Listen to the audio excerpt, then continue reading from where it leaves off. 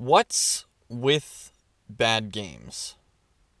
Bad games are games that are bad. It's pretty simple.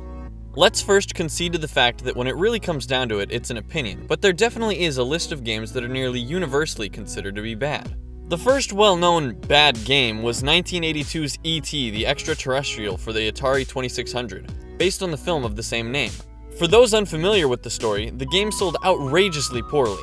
Atari disregarded the quality of the game, believing that the film's popularity, as well as Atari's popularity, would keep the game selling, but this proved to be wrong. Worse than wrong, in fact, as not only did the game undersell, but many consumers sent their copies of the game back, dissatisfied with it.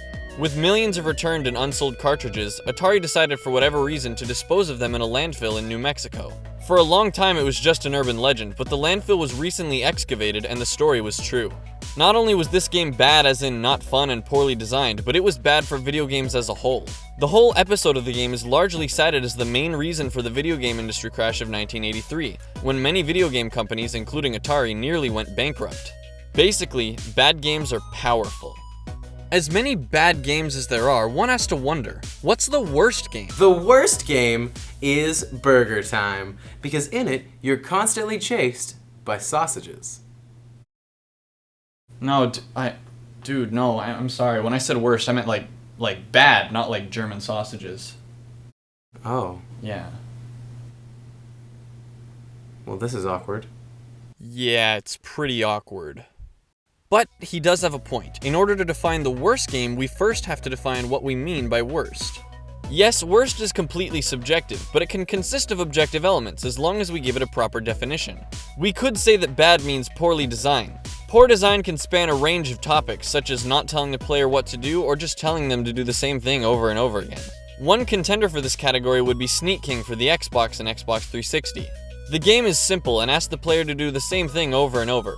Any fun to be had with the game won't last 20 minutes. To be fair, it was clearly shovelware and cost a measly $4 with the purchase of any Burger King value meal. No one really expected it to be that great.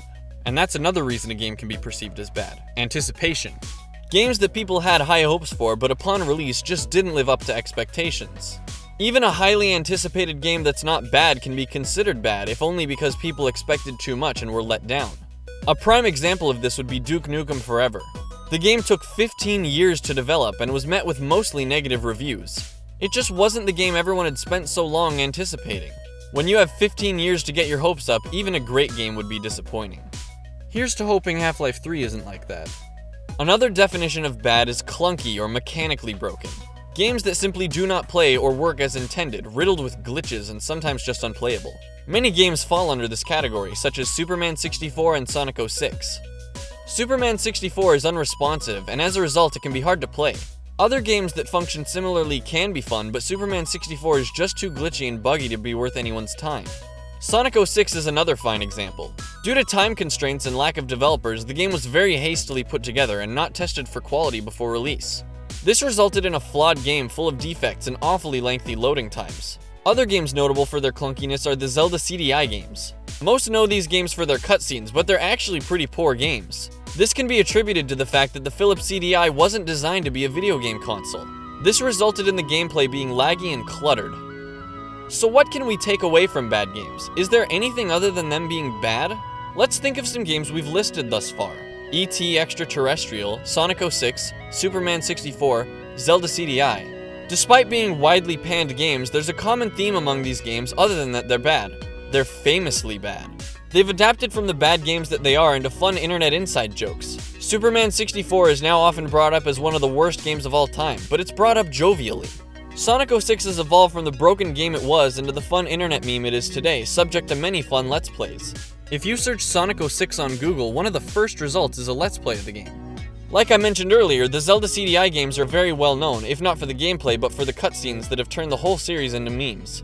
Even E.T. Extraterrestrial, despite almost destroying the video game industry as a whole, is now considered a treasure. The games found in the landfill are now collector's items. The deteriorated cartridges have sold on eBay for over $1,500. We accept bad games so much that some games are now made purposefully bad. The game Goat Simulator was designed to be bad. It's full of glitches and bugs, and yet it's loved and praised for it. The developers and designers knew we live in a world that embraces the humor in bad games and embodied it well in the game itself. I would argue that even if Goat Simulator was unironically bad, it would have still been as popular as it is thanks to modern perspectives of humor and internet culture.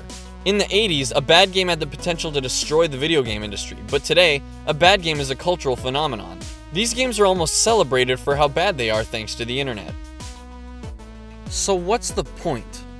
While it really is just an opinion, there is a list of games that are bad games.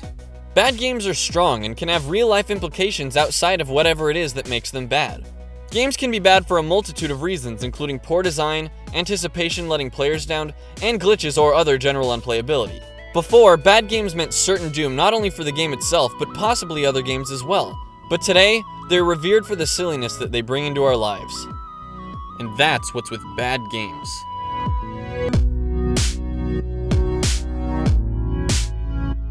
Thanks so much for watching. I'm CJ. Don't forget to subscribe and check out other episodes of What's With Games listed on screen. You can follow What's With Games on Facebook and Twitter.